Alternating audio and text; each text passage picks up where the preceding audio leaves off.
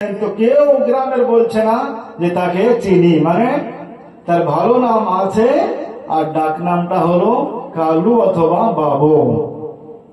আমাদের দেশে এইরকম করে যে নামগুলি আমরা রাখি কোরআন থেকে যদি না হয়, হাদিস থেকে না হয়, তাহলে আমাদের পরিচয়টা হবে ইংল্যান্ডের কুকুরের মতো, আমেরিকার কুকুরের মতো। ঠিক কিনা জোরে বলেন?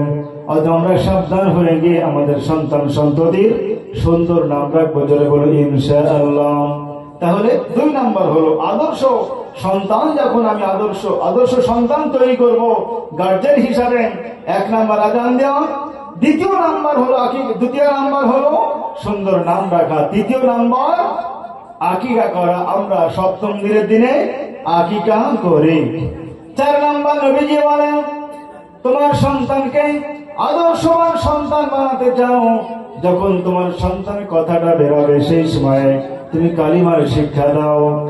মানুষ যখন ভূমিষ্ঠ হওয়ার পরে যখন কথা বলতে আরম্ভ করে সেই সময় যদি আমরা আল্লাহ সুবহানাল্লাহ কালিমার শিক্ষা দিই, সেই সন্তানটা মৃত্যু পর্যন্ত এই শিক্ষাটা তার মধ্যে থাকবে কিনা জোরে বলেন? থাকবে না? থাকবে না? আর আমাদের দেশে এমন কিছু শিক্ষা দেওয়া হয় যেটা তার পার্থিব জগতে কোনো প্রয়োজন থাকে না। আল্লাহ হিফাজত করুন, জোরে বলুন আমিন। 5 নাম্বার হলো তাকে দ্বীন শিক্ষা দিতে হবে। দ্বীন শিক্ষা দেওয়ার জন্য 1 নাম্বার আপনি যেটা করবেন আমি করব। আমার সন্তানটি হাঁটতে শিখেছে, কথা বলতে শিখেছে, তাকে 1 নাম্বারে যে জায়গায় পাঠাতে হবে সেই জায়গাটার নাম হলো মক্তব। জায়গাটার নাম কি বললাম জোরে বলুন? মক্তব। মক্তবে আপনাকে পাঠাতে হবে। মক্তবের শিক্ষকের কাছে যখন এইরকম করে প্রাইমারিটা হাই স্কুল পর্যন্ত আপার পর্যন্ত শিখে নেবে, সেই সন্তানটি আদর্শবান সন্তান তৈরি হবে। ধর্মীয় জ্ঞানের ক্ষেত্রে এতক্ষণ পর্যন্ত আমরা শুনলাম, একটি সন্তান যখন ধর্মীয় জ্ঞানকে অর্জন করবে মক্তবের শিক্ষকের কাছে, মাদ্রাসার শিক্ষকের কাছে, প্রাথমিক জ্ঞানটা যখন ইলমিয়াত পেয়ে যাবে, প্রাথমিক জ্ঞানটা যখন না কোরআনের জ্ঞান পেয়ে যাবে, হাদিসের জ্ঞান পেয়ে যাবে, সন্তানটি এসপিএম এর যাই হোক না কেন তার মধ্যে যে আদর্শটা থাকবে সে আদর্শের নাম হলো ইসলাম। আদর্শটার নাম কি? ইসলাম।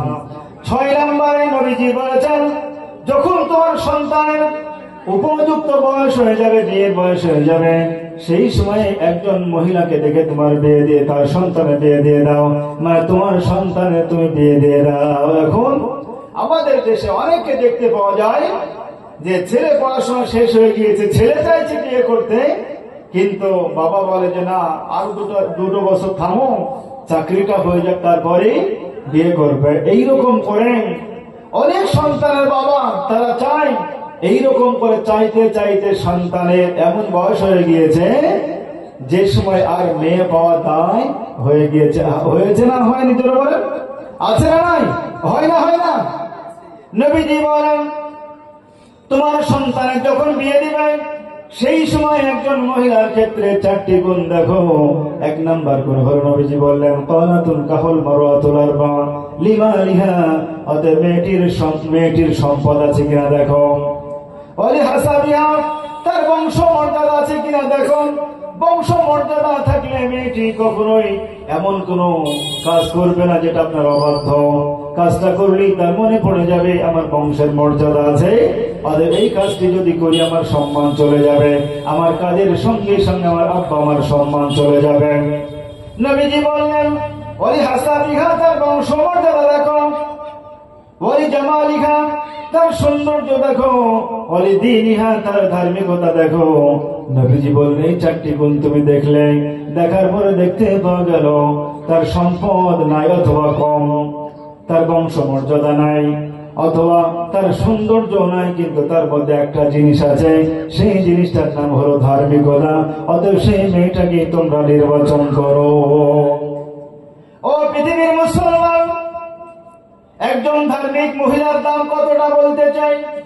সে যখন কারো কন্যা হবে, আদর্শবান কন্যা, কারো যখন স্ত্রী হবে, আদর্শবান স্ত্রী, সেই স্ত্রী যখন সন্তান সন্ততি হবে, আদর্শবান মা, যখন সেই সন্তান সন্ততি বিয়ে হবে আদর্শবান শাশুড়ি।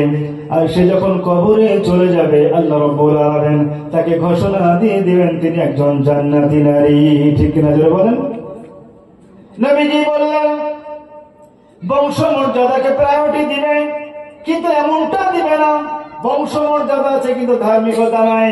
সম্পদকে প্রায়োরিটি দিবে কিন্তু এমনটা দিবে না সম্পদ আছে কিন্তু ধার্মিকতা নাই। কেননা পৃথিবীর সম্পদ আজকে এর আছে, কালকে আরেকজনের হবে। নবীজি বলেন আল মালু তাজিউ ওয়া তাজহাব, পৃথিবীর সম্পদ এক হাতে আসে আর এক হাতে যায়, এক হাতে আসে আর এক হাতে যায়। কেননা আজকে 40 বছর পূর্বে যিনি কৃষক ছিলেন তার সন্তানটি আজকে মাস্টার হয়েছে, ডাক্তার হয়েছে। যিনি কর্ম করে কৃষিজীবী কাজ করে নিজের সন্তানকে মানুষ করেছেন গো, আজকে সেই সন্তানটি গ্রামের মুখ উজ্জ্বল করেছে, নিজের আব্বা আমার মুখ উজ্জ্বল করেছে। এইরকম পৃথিবীতে অবস্থা হয়েছে কিনা জোরে বলেন? আছে না নাই? হয় না? হয় না?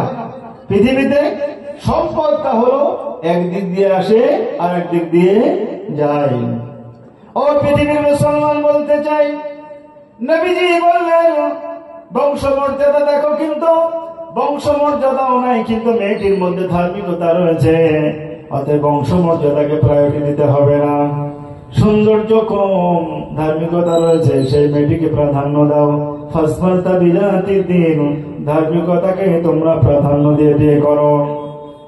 ফাসফারতা বিজাতির দিন তরিবা জাদাকা, যদি তুমি বংশমর্যাদাকে বেশি প্রাধান্য দিলে, সম্পদকে বেশি প্রাধান্য দিলে, সৌন্দর্যকে বেশি প্রাধান্য দিলে, কিন্তু ধার্মিকতাকে বেশি প্রাধান্য দিলে না, নবীজি বললেন তোমার জীবনে পদস্খলন ঘটবে, তোমার জীবনে ক্ষতি ডেকে আনবে।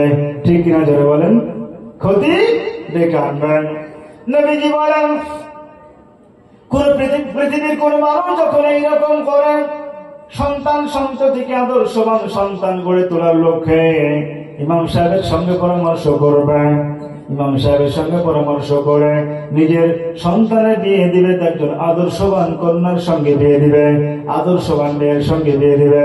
নবীজি বলেন এই লোকটি পৃথিবীতেও সুখী, আখিরাতেও জান্নাতি। ঠিক কিনা জোরে বলেন? নবীজি বলেন পৃথিবীতে যার স্ত্রী ভালো সেই হলো পৃথিবীতে জান্নাতি, আর যার স্ত্রী বদমেজাজের, খারাপ চরিত্র, ভালো না, তাহলে জাহান্নামটা কেমন হবে? পৃথিবীর জাহান্নাম কষ্টটা ওই ব্যক্তি কি আপনি জিজ্ঞেস করে আসবেন যার স্ত্রী চরিত্র ভালো না। ঠিক কিনা জোরে বলেন? আল্লাহ হিফাজত করুন, জোরে বলুন আমিন। বিশ্ব নবীজি বলেন দুটি সন্তান, দুটি ছাত্র, একজন স্কুলে যাচ্ছে, একজন কলেজে যাচ্ছেন। একই ছাত্র স্কুল, কলেজ, ইউনিভার্সিটিতে যাচ্ছে, আর একজন ছাত্র কোরআনটাকে বুকে নিয়ে মসজিদে যাচ্ছে। নবীজি বললেন কোরআনকে বুকে নিয়ে যারা মসজিদে যায়, মাদ্রাসায় যায়, যারা মাদ্রাসায় পড়ার জন্য বাড়ি থেকে বেরিয়ে যায়, আল্লাহ রাব্বুল আলামিন ফেরেশতাদেরকে দিয়ে তাদের পায়ের তলায় নূরের পরগুলি বিছাতে থাকেন। জোরে বলুন সুবহানাল্লাহ। ও পৃথিবীর বান্দা বান্দি, হাদিস শরীফের মধ্যে আছে মানুষ যখন মারা যায় সেই সময় মানুষের 3টি নেকি থাকে, 3টি নেকি পৃথিবীর বুকে করে যেতে পারলে কবরে শুয়ে শুয়ে নেকি পাবে। তার মধ্যে একটি হলো ওয়ালিদিন সলিহিন, নেক সন্তান। আপনি যদি নেক সন্তান পৃথিবীতে তৈরি করে যেতে পারেন, আল্লাহ রাসূল বলেছেন কবরে শুয়ে শুয়ে আপনি শায়িত অবস্থায় সন্তানটি যত ভালো কাজ করবে তত পরিমাণ নেকি আপনি কবরে শুয়ে শুয়ে পাবেন। নবীজি বলেন কিয়ামত শুরু হয়ে গিয়েছে, আল্লাহ রাব্বুল আলামিন কাউকে ডান হাত আমলনামা দিয়ে জান্নাতে দিবেন, কাউকে বাম হাত আমলনামা দিয়ে জাহান্নামে দিবেন। এমন দেখা গেল 10 জন মানুষ, 10টি মানুষ তারা জাহান্নামে হয়ে গিয়েছে, জাহান্নামের আগুনে দাও দাও করে চলছে। আল্লাহ রাব্বুল আলামিন যাদেরকে জাহান্নামে করেছেন গো, এইরকম 10 জন মানুষ জাহান্নামে চলছে। হাফিজে কোরআনকে কিয়ামতের দিবসে দাঁড় করানো হবে। হাফিজে কোরআনকে যখন তার ভালো কাজের জন্য, কোরআন তেলাওয়াতের জন্য, সেই হাফিজে কোরআন যখন জান্নাতে যাবে, এমত অবস্থায় আল্লাহ যখন বলবেন ওগো হাফিজে কোরআন জান্নাতে চলে যাও, হাফিজে কোরআন বলবে আল্লাহ গো আমি একাই জান্নাতে যাব না। হাফিজে কোরআনকে বলা হবে একাই জান্নাতে যাবে না, কাকে নিয়ে যাবে বলো? হাফিজে কোরআন বলবে আমি আমার আব্বা আমাকে নিয়ে যাব। ফেরেশতারা বলবে আল্লাহ গো, যে আব্বা মায়ের কথা বলেছে সেই আব্বা মা তো জাহান্নামে দাও দাও করে জ্বলে, যাদের জন্য জাহান্নাম তুমি অবধারিত করে চললাম। সঙ্গে সঙ্গে ফেরেশতাকে আল্লাহ রাব্বুল আলামিন বলবে, ফেরেশতারা শোনো, হাফিজে কোরআনের মর্যাদায় যে কোরআনকে সংরক্ষণ করেছিলাম পৃথিবীর বুকে তার হৃদয়ে, অতএব যার হৃদয়ে কোরআনকে সংরক্ষণ করেছিলাম সেই হাফিজে কোরআন যাকে চাইবে আজকে তাকে নিয়ে জান্নাতে চলে যাবে। জোরে বলুন সুবহানাল্লাহ। ফেরেশতারা আবার বলবে, আল্লাহ যে লোকটি জাহান্নামে তুমি নিক্ষিপ্ত করে দিয়েছো, জাহান্নামে দাও দাও করে জ্বলে, আল্লাহ রাব্বুল আলামিন আবারও বলবেন, ওগো আল্লাহ আমার ফেরেশতা শোনো শোনো, যারা জাহান্নামবাসী হয়ে গিয়েছে, জাহান্নাম অবধারিত হয়ে গিয়েছে, আমি আল্লাহ রাব্বুল আলামিন তাদেরকেও এর সুপারিশে জান্নাত দিয়ে দিব। জোরে বলুন সুবহানাল্লাহ। এক নাম্বার আব্বা চলে আসবে, দ্বিতীয় নম্বরে মা চলে আসবে। মা একদিকে থাকবে, আব্বা একদিকে থাকবেন, দুজনকে নিয়ে জান্নাতে চলে যাবে। আল্লাহ রাব্বুল আলামিন বলবে, হাফিজে কোরআন জান্নাতে চলে যাও। হাফিজে কোরআন বলবে, না না আমি একাই জান্নাতে যাব না। তোমার আল্লাহ রাব্বুল আলামিন বলবেন, তোমার আব্বা মা ডান পাশে বাম পাশে আছেন। আল্লাহ রাব্বুল আলামিনকে হাফিজে কোরআন বলবে, আল্লাহ গো আমার ডান পাশে আব্বা বাম পাশে মা দুইজন তো আমার সঙ্গে আছেন, কিন্তু পৃথিবীতে তুমি প্রতিশ্রুতি দিয়েছিলে, ওয়াদা করেছিলে, তোমার ওয়াদা তো সত্য, কখনোই তোমার ওয়াদা মিথ্যা নয়। আল্লাহ তুমি তো বলেছো হাফিজে কোরআনের কারণে যারা আমল করেছে, কোরআন মুখস্থ করেছে, এই হাফিজ সাহেবদের জন্য 10 জন মানুষকে তুমি জান্নাতে দিবে। কেবলমাত্র 2 জন হলো। কজন জোরে বলেন? 2 জন হলো। আল্লাহ রাব্বুল আলামিন বলবেন, ওরে হাফিজে কোরআন কাকে চাও বলো? হাফিজে কোরআন এইরকম করে তার নিকটের আত্মীয় 10 জনকে নিয়ে জান্নাতে যাবে। আল্লাহ রাব্বুল আলামিন বলবে, আমার হাফিজে কোরআন বলো তুমি 10 জনকে নিয়ে জান্নাতে যাবে, কিন্তু তুমি কি একবার চিন্তা ভাবনা করেছো? তুমি কি জানো তুমি কোরআনুল কারীম মুখস্থ করেছো, ইমাম সাহেব হয়েছো, এই জন্যই তোমাকে যে জান্নাত খানা দিব সেই জান্নাতের বর্ণনাকে তুমি জানো বলো? হাফিজে কোরআন সেই দিন বলবে, আল্লাহ গো তুমি যে জান্নাত খানা দিবে সেই জান্নাত তো 8 খানা, জান্নাতুল ফিরদাউস, জান্নাতুল মাওয়া, এইরকম করে 8 খানা জান্নাতের মধ্যে কোন একটি জান্নাত তুমি দিবে। আল্লাহ রাব্বুল আলামিন বলবে, না রে বান্দা না, শোনো শোনো, তুমি যখন জান্নাত পেয়েছো, 10 জন মানুষকে জান্নাতে নিয়ে চলে যাচ্ছ, তোমাকে আমি এমন একটি জান্নাত দিব যে জান্নাতের কথাটি সংবাদটি পৃথিবীতেও জানিয়ে দিয়েছিলাম। হাফেজরা বলবেন, ওগো আল্লাহ কোন জান্নাত? রব্বুল আলামিন বলবেন, তুমি যখন কোরআনুল কারীম তেলাওয়াত করতেন, তুমি যখন জায়গায় দাঁড়িয়ে দাঁড়িয়ে, মসজিদে দাঁড়িয়ে দাঁড়িয়ে তারাবির সময় খুতবা পড়তে, তারাবির সময় কোরআনুল কারীমকে খতম করতেন, তারাবি নামাজ পড়াতে, জুম্মার দিনে নামাজ পড়াতে, ওগো হাফিজে কোরআন একটির পর একটা আয়াত পড়তে এইরকম করায়। 30টা রোজায়, 30টা তারাবিতে, 29টা তারাবিতে পুরো কোরআনুল কারীমকে খতম করেছো। 6236 আয়াতকে তুমি পড়ে পড়ে পাঠ করে করে কোরআনুল কারীমকে খতম করেছো। তোমার পিছনে যতজন বান্দায় আমার ছিল, ততজন বান্দাই তোমার কোরআন পড়া শুনেছে। ও হাফিজে কোরআন, পৃথিবীর বুকে আমি যে কোরআনুল কারীমকে অবতীর্ণ করেছিলাম পাহাড়ের উপরে নয়, অবতীর্ণ গাছের উপরে নয়, আমি এমন একজন মানুষের উপরে কোরআনুল কারীমকে অবতীর্ণ করেছিলাম যার হৃদয়ে কোরআনকে দিয়েছিলাম। এই কোরআনের সংরক্ষণের দায়িত্ব আমি আল্লাহ রাব্বুল আলামিন নিজে নিয়ে নিয়েছিলাম। ওরে আমার বান্দা শোনো শোনো, সেই জন্য এখন তোমাকে আমি জান্নাত দিতে চাই, এমন একটি জান্নাত দিব, জান্নাতের 1 নয় 2 নয় 6236টি ধাপই করব, তার উপরে যে জান্নাতটা হবে সেই জান্নাতটা তোমাকে দিব। জোরে বলুন সুবহানাল্লাহ।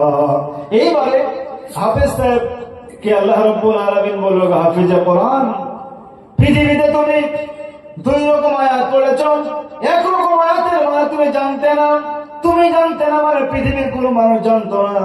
সেই আয়াতগুলিকে বলা হয় হুরুফে মুকাত্তাআত, আলিফ লাম মিম, আলিফ লাম রা তা হা ইয়াসিন। এই আয়াতগুলির মানে পৃথিবীর কেউ বলতে পারেনি, পারবেও না। পারবে কি জোরে বলেন? এই আয়াতগুলিকে বলা হয় হুরুফে মুকাত্তাআত। আল্লাহ রাব্বুল আলামিন বললেন, হুরুফে মুকাত্তাআতের মানে পৃথিবীর কোনো মানুষকে দিইনি, কিন্তু বাকি যতগুলি আয়াত রয়েছিল সমস্ত আয়াতের মানে পৃথিবীর মানুষকে জানিয়েছে। ও হাফিজে কোরআন, আজকে হুরফে মুকাত্তাত গুলি তুমি পড়বে আর অন্য আয়াত গুলি পড়বে। একটি আয়াত যখন পড়বে একটি ধাপিতে চলে যাবে, একটি ধাপিতে উঠবে। এইরকম করে হাফিজে কোরআন যখন আয়াত পড়তে আরম্ভ করবে, একটি আয়াত যখন হয়ে যাবে একটি ধাপি অতিক্রম করবে।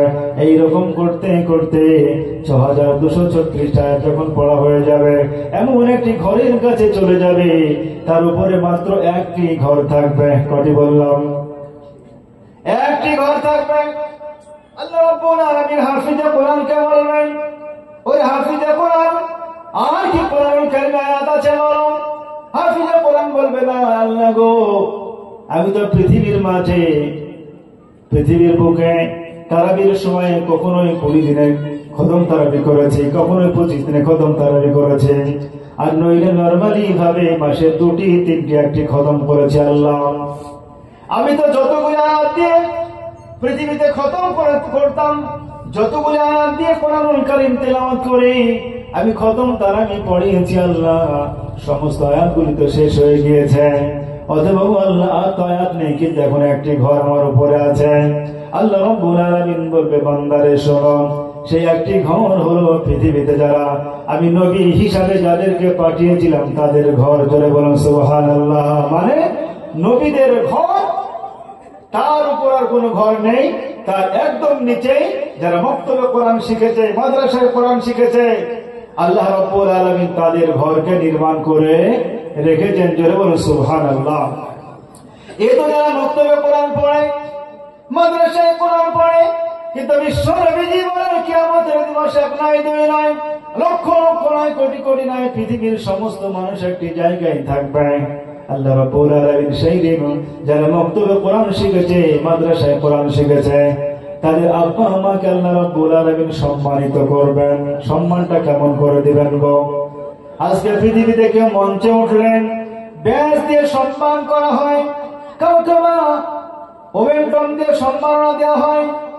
এইরকম করে পৃথিবীতে যত মানুষ রয়েছে তার সেক্টর অনুসারে তাকে সম্মান দেওয়া হয়। আল্লাহ রাব্বুল আলামিনের রাসূল বলেন, ও পৃথিবীর উম্মতেরা, তোমরা শোনো, তোমাদের সন্তান সন্ততিগুলিকে কোরআনের শিক্ষা দাও। এই জন্যই দাও, তোমার সন্তানটা যদি আলেম হয়ে যায়, কিয়ামতের দিবসে আল্লাহ রাব্বুল আলামিন তোমাকে যে সম্মানটা দিবেন, সেই সম্মানের নাম হলো আল্লাহ রাব্বুল আলামিন নূরের টুপি তোমাকে পরিয়ে দিবেন। জোরে বলুন সুবহানাল্লাহ।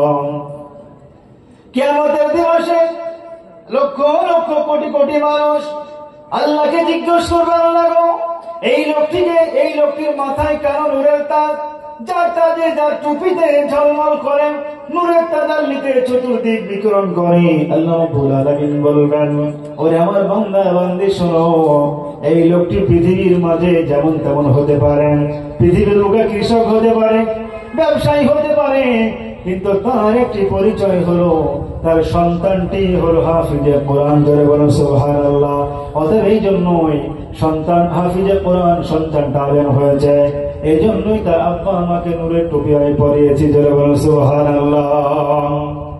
ও এলাকার মুসলমান, তাই বলতে চাই, দুঃখ হলেও সত্য, আমাদের সন্তানগুলিকে মক্তবে না দেওয়ার কারণে, আমাদের সন্তানগুলিকে ধর্মীয় শিক্ষা না দেওয়ার কারণে যখন মাটি দিতে যায় তখন ইমাম সাহেবকে খোঁজ করা হয়, মানে মাটি দেওয়ার দোয়াটাও সে জানে না।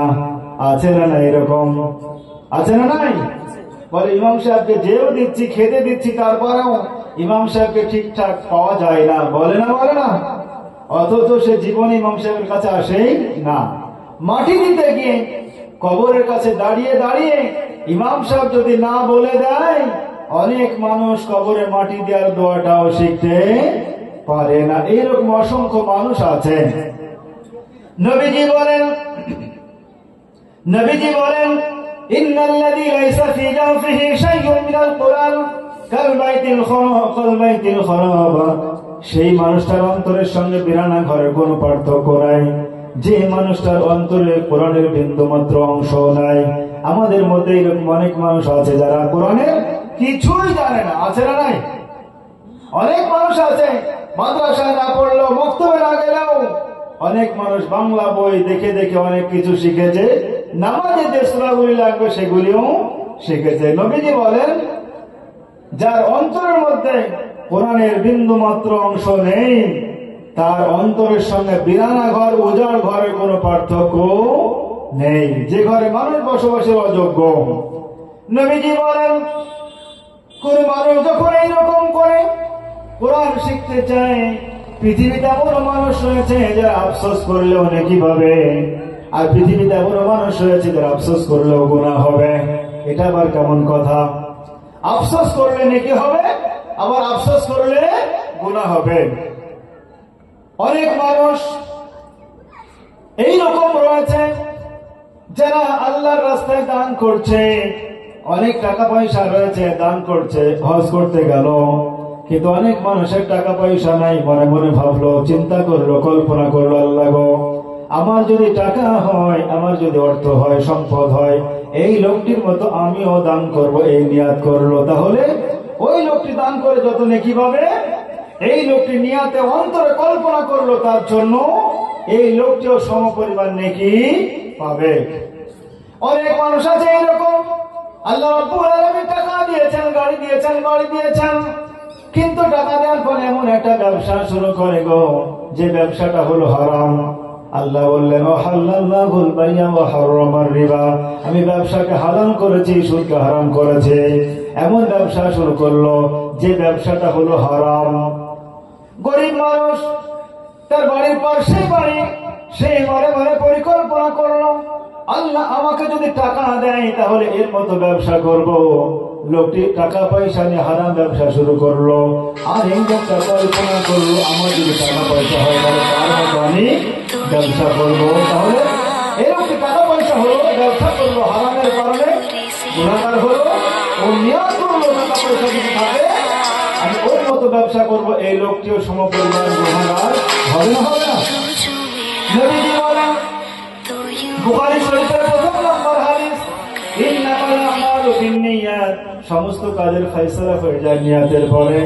আমরা নিয়াত করে নিব, আমার আব্বাজান কোরআন পড়া শিখেছে, আমি শিখেছি, আমার সন্তান শিখেছে, আমার এমন অনেক ভাই রয়েছে যারা কোরআন পড়া শিখতে পারেনি, আমার ভাই প্রতিবেশী যখন শিখেছে আমিও ওই রকম করে শিখব। হজ করেছে, হজের পরে ৬৭ বছর বয়সে কোরআন পড়া শিখেছে, আমি যদি হিংসা করি, জেদ করে নেই, তার মতো করে কোরআন পড়া শিখবো। আপনি শুরু করে দিলেন, এই শুরু করেছেন, শুরু করার পরে কোরআন শরীফ শিখতে না পারলেও আল্লাহ রাব্বুল আলামিন কোরআন শিক্ষা গ্রহণকারী যতটা মর্যাদা, ততটা মর্যাদাই আপনাকে আল্লাহ রাব্বুল আলামিন দিবেন। ঠিক কিনা যারা বলেন? অতএব সেই জন্য আমরা এইরকম করে নিয়াত করে নিই, আল্লাহ রাব্বুল আলামিন তৌফিক দান করুন। আমরা সকলেই বলি আল্লাহুম্মা আমিন।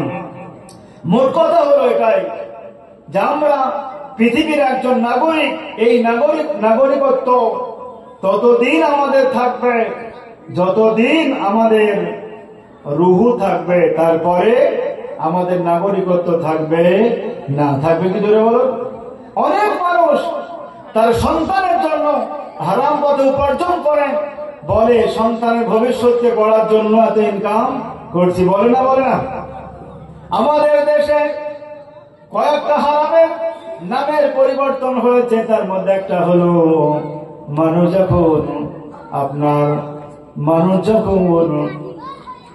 যখন সুদ খায় গো, এই সুদটার নাম একটু পাল্টে দিয়েছে। সুদটার নাম কি দিয়েছে যারা বলেন? সুদটার নাম দিয়েছে, ইংলিশে সুদকে বলা হয় ইন্টারেস্ট। কি বলা হয়? তো সুদ তার বলছে না, ইংরেজি ভাষাটাই বলছে, যার ফলে সুদের ইংরেজিটা ব্যবহার করতে আরম্ভ করেছে ইন্টারেস্ট। দ্বিতীয় নাম্বার হলো, নবীজি বলেন, আল্লাহ রাব্বুল আলামিন বলেছেন ৭ তরক আসমানকে আল্লাহ রাব্বুল আলামিন তৈরি করেছেন যেগুলি মানুষের জন্য। আসমানের বুকে চন্দ্র রয়েছে, সূর্য রয়েছে, নক্ষত্র রয়েছে, সবকিছু মানুষের জন্য। কিন্তু ৭ তরক জমিন তো আল্লাহ রাব্বুল আলামিন কোরআনে বলেন নাই, নবীজি বলেছেন। নবীজি বলেন, কেউ যদি তার জমির পাশে জমি রয়েছে, ১ বিঘত মতো জমিটা অধিগ্রহণ করে নিজের মধ্যে নিয়ে নেয়, নবীজি বলেন কিয়ামতের দিবসে ৭ তরক জমির মাথায় নিয়ে তাকে কিয়ামতের দিবসে দাঁড়াতে হবে। এই অপরাধটা পৃথিবীর অনেক মানুষ করে না? করে না? যারা জমিদার তারা করে গম মাঠে ট্রাক্টর গিয়েছে, জমি চাষ করতে গিয়েছে, যোদ্ধাশীল বড় লোক মানুষের জমিটা 1 বিঘা বলে, কিন্তু 1 বিঘা 5 কাঠা হয়। আর পাশে গরিবের জমি যদি বলে 1 বিঘা, তো দেখা যায় 15 কাঠা। হয় না? হয় না? আছে না নাই? নবীজি বলেন পৃথিবীতে এমন গরিব মানুষ রয়েছে যারা পৃথিবীতেও জাহান্নামী, আখিরাতেও জাহান্নামী। পৃথিবীতে এমন গরিব মানুষ রয়েছে যারা পৃথিবীতে কষ্ট করে, আখিরাতেও কষ্ট করবে। পৃথিবীর কষ্টটা হলো এই, ভাটায় কাজ করে, লেবারিং করে, শ্রমিকই কাজ করে, কিন্তু কাজের পরে আল্লাহ রাব্বুল আলামিন ডেকেছেন নামাজের জন্য, ডেকেছেন নামাজের জন্য, কিন্তু নামাজ পড়তে আসে নাই, মসজিদ আসে নাই। সেই লোকটি পৃথিবীতে পরিশ্রম করলো, পরিশ্রমটা পৃথিবীতে থাকলো, আল্লাহর কাছে পৌঁছাবে না। ঠিক কিনা জোরে বলেন? আছে না নাই? এরকম অনেক কৃষক আছে। নবীজি বলেন আত-তাজিরু সুদুকুল আমিরু মা'আন নাবিয়্যিনা ওয়াস-সিদ্দীকিনা ওয়াশ-শুহাদা ওয়াস-সালিহিন। এমন ব্যবসায়ী রয়েছে, আমানতদার ব্যবসায়ী, যারা নবীদের সঙ্গে কিয়ামতের দিবসে থাকবে, সিদ্দিকিন সালিহিন তাদের সঙ্গে জান্নাত পাবে। কিন্তু এমন ব্যবসায়ী রয়েছে গো, যে ব্যবসার মধ্যে তারা হারাম ঢুকিয়ে দেয়। আমাদের দেশে এক শ্রেণীর ব্যবসায়ীকে বলা হয় দালাল। কি বলা হয়? দালাল। যারা দাড়ি পাল্লা নিয়ে ব্যবসা করে তাদেরকে অনেক ক্ষেত্রে দালাল বলা হয়। দালাল বললেই আমরা বুঝতে পারি সে পাটের ব্যবসায়ী, অথবা ধানের ব্যবসায়ী, গমের ব্যবসায়ী। দাড়ি পাল্লায় যারা ওজন করে ব্যবসা করে তাদেরকে বলা হয় দালাল। আচ্ছা, আপনি আপনার সমাজের, আপনার দেশের কোন একজন মানুষকে যারা ব্যবসা করে না, আপনি যদি দালাল বলেন, সে রাগ করবে না খুশি হবে? যারা বলেন রাগ করবে না খুশি হবে? রাগ করবে। আমাদের দেশে অমুসলমান ভাইরা একটা পূজা করে, সেই পূজার নাম হলো লোহা লাকুড়ের পূজা করে, দাড়ি পাল্লার পূজা করে। সেই পূজাটার নাম কি বলেন তো? বিশ্বকর্মা পূজা। কি পূজা করে? এই লোহা লাকুড়ের যে পূজা করে, তো এই পূজা সকালবেলায় করলো বহরমপুরের কোন একজন মুসলমান ভাই, বাস স্ট্যান্ড হতে পারে, ট্রেন স্টেশন হতে পারে, কৃষ্ণনগরের কোন একজন মুসলমান ভাই এই পূজা সকালবেলায় করলো। আমরা জানি, আমরা দেখেছি যে কয়েকটা স্টেশনের কাছ থেকে আপনি যখন ফল কিনে আনবেন, যদি কিলোতে কিনে আনেন, কেজিতে আনেন, ওজনে পরিমাপে কিনে আনেন, সকালবেলায় পুজো করেছে, দুপুর বেলায় তার কাছ থেকে যদি আপনি 1 কিলো মাল আনেন, বাড়িতে এসে দেখবেন 1 কিলো মালটা কত হয়েছে? 850, 800, 750 হয় না? বেশি হয় গো। তো তাহলে ধর্ম করার পরেও শুধুমাত্র লৌকিকতা, অনেক মুসলমান এমনও আছে যারা মসজিদে নামাজ পড়ার পরে ব্যবসা করে, দাড়িতে ঠগায়। ঠগায় না? আছে না নাই? আল্লাহ রাব্বুল আলামিন দাড়ি পাল্লায় ঠগায়। এইরকম মানুষের জন্য কোরআনুল কারীমে বলেছেন, কোরআনুল কারীমে একটা সূরা দিয়েছেন গো, সেই সূরাটির নাম হলো সূরাতুল মুতাফফিফিন। আল্লাহ রাব্বুল আলামিন বলেন ওয়াইলুল লিল মুতাফফিফিন। যারা ওজনে কম দেয় তাদের জন্য দুর্ভোগ, তাদের জন্য ধ্বংস। এখন ওজনে কম দেওয়াটা কি? আল্লাহ বলছেন যখন মানুষের কাছ থেকে নেয় বেশি মাত্রায় নেয়, আর যখন দেয় তখন কম মাত্রায় দেয়। এই ব্যবসায়ীদের জন্য আল্লাহ রাব্বুল আলামিন বলেন তাদের জন্য দুর্যোগ। আল্লাহ রাব্বুল আলামিন ব্যবসায়ীদের জন্য দুর্ভোগের কথা বলেছেন, নামাজীদের জন্য দুর্ভোগের কথা বলেছেন। কোরআনুল কারীমে ছোট্ট একটি সূরা দিয়েছেন, সূরাটির নাম হলো সূরাতুল মাউন। সূরাটির নাম কি বললাম জোরে বলুন? সূরা মাউন।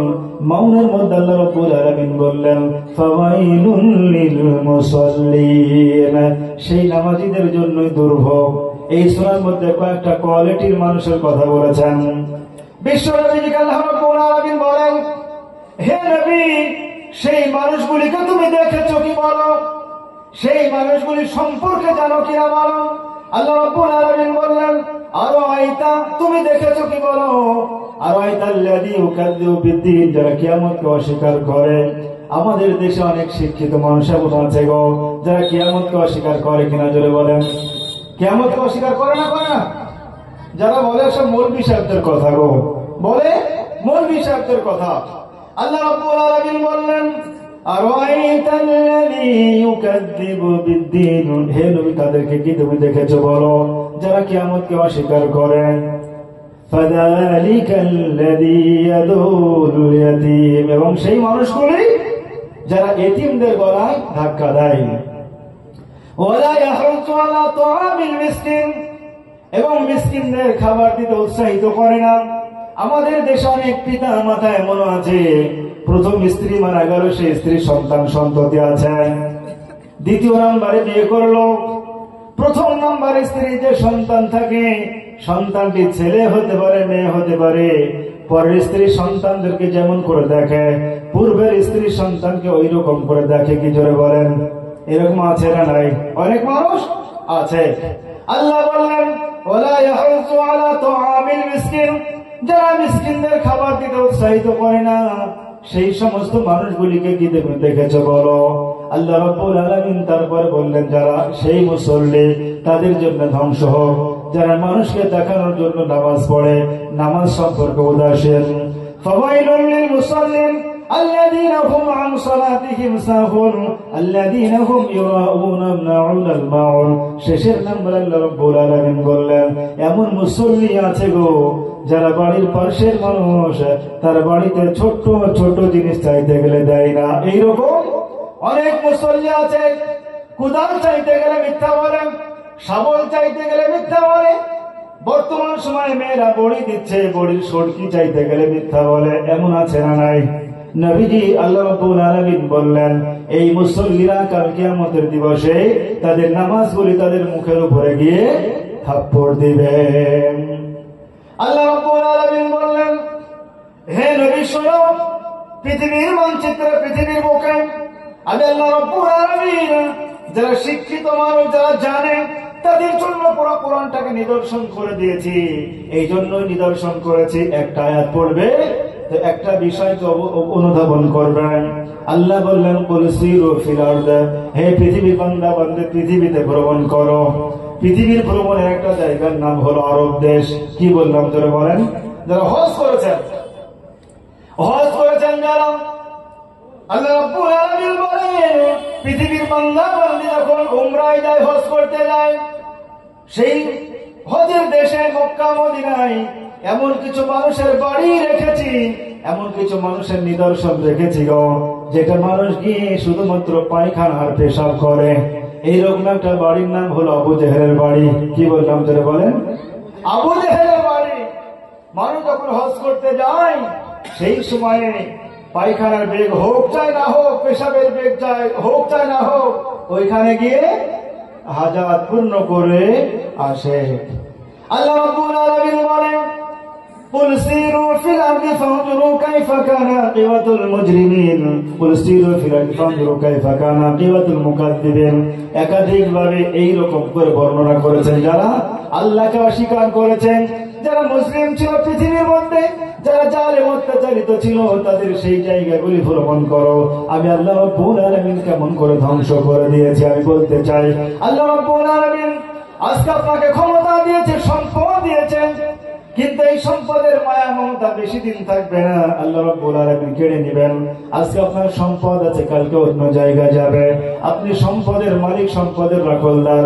আপনি যখনই মারা যাবেন সম্পদ দিয়ে, আপনার সন্তান সন্ততির মধ্যে ভাগাভাগি নিয়ে ঝামেলা শুরু হবে। ঠিক কিনা জোরে বলেন? বিশ্ব নবীজি বলেন তুমি যদি আদর্শবান সন্তান তৈরি করতে পারো, আমাদের দেশে আদর্শবান সন্তান তৈরি হলে একটা জিনিস আপনি দেখতে পাবেন না, আপনার সন্তান ঠিক আদর্শবান সন্তান তৈরি করেছেন, যার ফলে আপনাকে কখনোই বৃদ্ধাশ্রমে যেতে হবে না।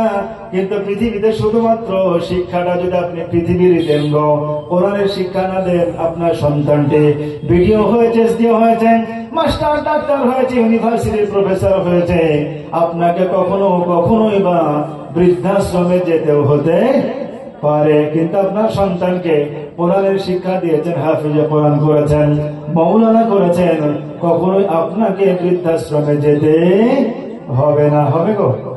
পৃথিবীতে আমাদের ভারতবর্ষে যত বৃদ্ধাশ্রম রয়েছে, আমেরিকায় যত বৃদ্ধাশ্রম রয়েছে, সারা পৃথিবীতে যত বৃদ্ধাশ্রম রয়েছে, সকল বৃদ্ধাশ্রমে আপনি গিয়ে দেখবেন, খুঁজে দেখবেন, একটি পিতাও নেই যার সন্তানটি হলো মাদ্রাসায় পড়াশোনা করে অন্তত কিছু না হলে নেশা করে না, মাথায় টুপি দেয়, মুখে দাঁড়িয়ে আছে, পাঞ্জাবি পায়জামা পরে নামাজি, সে মৌলানা হোক চাই না হোক, এইরকম মাদ্রাসায় পড়া নামাজির কোন সন্তান তার আব্বা মাকে কখনোই কি বৃদ্ধাশ্রমে দিতে পারে?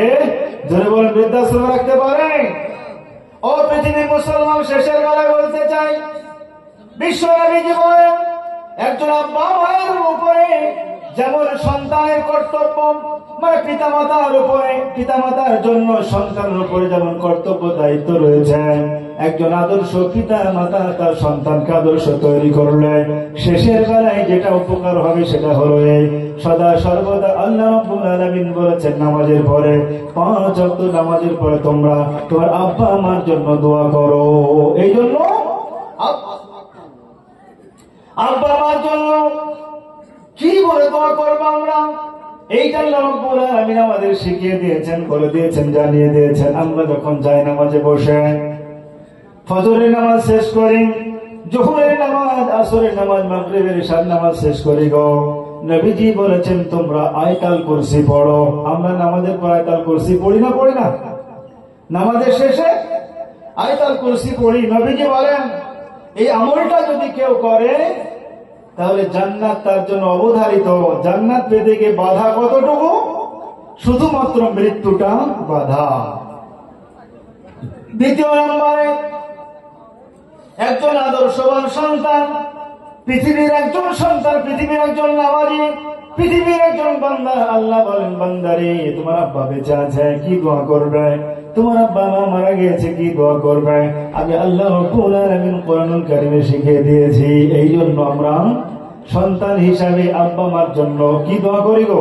নামাজের পরে হাত দুখানা তুলে তুলে বলি, রব্বিরহামহুমা কামা রাব্বায়ানি সগীরা। বলি না? বলি না? আমরা এই দোয়া করি, রব্বিরহামহুমা কামা রাব্বায়ানি সগীরা। ও আল্লাহ, আমার পিতা শৈশবকালে আমাকে যেমন করে লালন পালন করেছিলেন, তার প্রতিদান তো দেওয়া যাবে না। তার প্রতিদান পৃথিবীর কোন বান্দা বান্দাকে দিতে পারবে? যারা বলেন, পারবে গো? ও পৃথিবীর বান্দা বান্দি, আল্লাহ রাব্বুল আলামিন বলেন, বান্দারে শোনো, পৃথিবীতে এমন কোন সন্তান নেই যে সন্তানের জন্য মায়ের স্তনে আমি এমন দুগ্ধ দিয়েছি যে দুগ্ধটা পৃথিবীর কোন মেশিনে তৈরি করতে পারে, পৃথিবীর কোন জায়গায় তৈরি হতে পারে। এমন কোন ফ্রিজ নাই, এমন কোন জায়গা নাই যে জায়গায় দুধটা ওই রকম করে প্রোটেকশন রাখতে পারে। আল্লাহ রাব্বুল আলামিন বলেছেন, তোমার মায়ের স্তনে, তোমার মায়ের বুকের উপরে এই রকম করে দুগ্ধটা রেখে দিয়েছি। যারা বলেন সুবহানাল্লাহ। ও পৃথিবীর বান্দা বান্দি, আল্লাহ রাব্বুল আলামিন বলেন, বান্দারে শোনো, তোমার আব্বা তোমার মা পৃথিবীর বুকে বেঁচে আছেন, নামাজের পরে যে দোয়া করবে, তোমার আব্বা মা পৃথিবীর বুক থেকে বিদায় নিয়েছে, নামাজের পরে কি দোয়া করবে? অতএব যে দোয়াটা আল্লাহ রাব্বুল আলামিন শিখিয়েছেন সেই দোয়া আমরা করবো। জোরে বলুন ইনশাআল্লাহ। জোরে বলুন ইনশাআল্লাহ। আল্লাহ রাব্বুল আলামিন তৌফিক দান করুন। আমরা সকলেই বলি আল্লাহুম্মা আমিন। একজন আদর্শ আব্বা, একজন আদর্শ মা তার সন্তানকে যেমন করে মানুষ করেছেন, সন্তানকে যেমন করে লালন পালন করেছে, এইরকম করে সন্তান তার প্রতিদান দিবে দোয়ার মাধ্যমে। নবীজি বলেন, যখন বান্দা বান্দি এরকম করে আব্বা মার জন্য দোয়া করে গো, সেই দোয়ার মধ্যে পৃথিবীর কোনো এইরকম পর্দা নাই আল্লাহর সঙ্গে বাধা দিতে পারে। পৃথিবীর 100 জন আলেমকে আপনি এনেছেন, মাদ্রাসার সমস্ত শিক্ষককে এনেছেন, তুলাবা আসিস করেছেন, তাদের দোয়া কবুল হতে পারে, নাও হতে পারে। আমি ধরলাম তাদের দোয়া 50-50, অতএব 50% কবুল হতে পারে আর 50% নাও হতে পারে। কিন্তু নবীজি বলেন, যখন কোন সন্তান নিজের আব্বা মায়ের জন্য কোরআনুল কারীম তেলাওয়াত করে, নিজের আব্বা মার কথাগুলি স্মরণ করে, নামাজের পরে মোনাজাত করে, নামাজের মধ্যে যখন বলে, আল্লাহুম্মা গফিরলি ওয়া লিওয়ালিদাইয়া ওয়া লিমান তাওয়ালাদা, ও আল্লাহ আমাকে ক্ষমা করো, আমার পিতামাতাকে ক্ষমা করো, আমার সন্তান সন্ততিকে ক্ষমা করো। আল্লাহ রাব্বুল আলামিন বলে, বান্দারে এই কথাটা তুমি যদি দিনের বেলায় বলো, আমি আরশ আজিম থেকে দোয়াকে কবুল করি। তুমি যদি রাত্রিবেলায় বলো, আরশ আজিম থেকে দোয়াকে কবুল করি। কিন্তু গভীর রাত্রিতে তাহাজ্জুদের নামাজের মধ্যে যদি তুমি বলো, আমি আল্লাহ রাব্বুল আলামিন আসমানের সবথেকে নিচু জায়গায় তোমার নিকটবর্তী হয়ে আমি আল্লাহ রাব্বুল আলামিন তোমার দোয়াকে কবুল করি। জোরে বলুন সুবহানাল্লাহ। নবীজি বলেন, ও পৃথিবীর মানুষেরা তোমরা শোনো, নবীজি যখন মদিনায় গেলেন, মদিনার মানুষরা জিজ্ঞেস করলেন, ইয়া রাসূলুল্লাহ, ইয়া হাবিবাল্লাহ, আমাদের কাছে সবথেকে ভালো আমল কোনটি, উত্তম আমল কোনটি? নবীজি বললেন, ইয়া আইয়ুহান নাস আফসুস সালাম ওয়া তা'আমু তা'আম ওয়াসিলুল আরহাম ওয়াসাল্লু বিল-লাইলি ওয়ান-নাসু নিয়াম তাদখুলুল জান্নাতা বিসালাম। হে মদিনার মানুষেরা, পৃথিবীর মানুষেরা তোমরা শোনো, তোমরা সালামের প্রচলন করবেন, অভাব দুঃখী দরিদ্র মানুষগুলিকে খেতে দিবে, ওয়াসিলুল আরহাম আত্মীয়তার বন্ধনকে সুদৃঢ় করবে, সঙ্গে সঙ্গে আরো একটি কাজ করবে, গভীর রাত্রিতে তোমরা তাহাজ্জুদের নামাজ পড়বে। তাহাজ্জুদের নামাজ যদি কেউ পড়ে, তাদখুলুল জান্নাতা বিসালাম, নিরাপদে আল্লাহ রাব্বুল আলামিন তাকে জান্নাত দিবে। এখন শেষের বেলাটা হলো এটা, এই কথা যে আমরা মানুষের জন্য দোয়া করি চাই না করি, আমরা সন্তান হিসাবে যদি ভালো কাজ করি, সমপরিমাণ নাকি আব্বা মা আত্মীয় স্বজন কবরে শুয়ে শুয়ে পাবে। এই সন্তানকে বলা হয় ওয়ালিদিন সালিহিন, ওয়ালিদুন সালিহুন, নেক সন্তান। নেক সন্তান আমরা প্রত্যেকেই হব। আল্লাহ রাব্বুল আলামিন তৌফিক দান করুন। আমরা সকলেই বলি আল্লাহুম্মা আমিন। আবার বলি আল্লাহুম্মা আমিন। শেষের বেলায় আবারও সকলকে শ্রদ্ধা সালাম জানিয়ে আমি আমার বক্তব্যের ইতি টানছি, ভুল ত্রুটি হলে ক্ষমা করবেন। বিশেষ করে সব থেকে বড় কথা হলো